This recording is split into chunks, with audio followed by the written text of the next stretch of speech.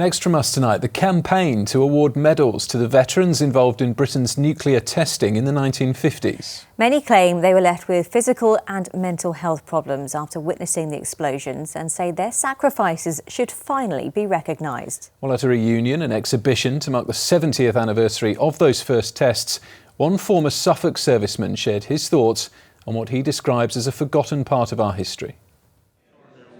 Decades may have passed, but for Ed McGrath, the memories of these explosions remain as clear as ever. He was just 18 and part of Bomber Command at RAF Mildenhall when he was sent out to Australia to witness Britain's nuclear tests. We were guinea pigs. There was no reason for us to be there. There was enough civil servants there. There was enough people from the High Command of the Army and the Air Force and New Zealand and Australia. Why did they need, 30, 40, 50 men in shorts and shirts to witness an explosion? Like a huge boiling cauldron, the cloud billowed upwards to a height of 10,000 feet within 2 minutes.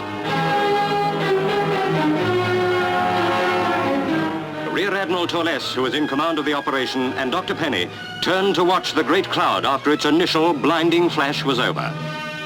Somewhere out there, the ship carrying the weapon had been vaporized.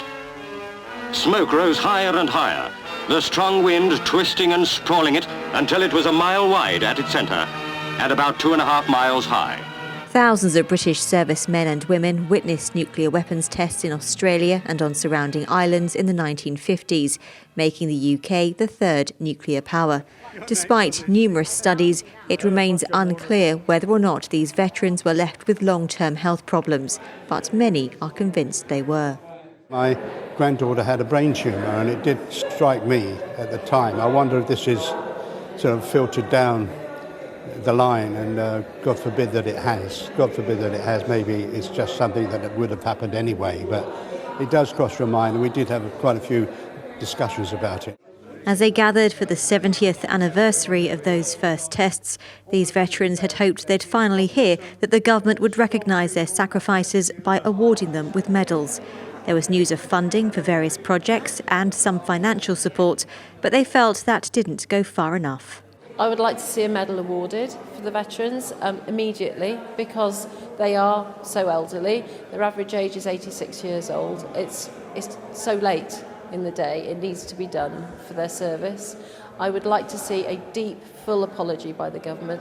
I would like to see a proper welfare package for them, and that the amount of money that the government are offering, the £200,000 to bid on, is increased vastly. The government says the case for medals is being actively considered and any decisions will be made in due course. For these veterans, though, they fear time is running out.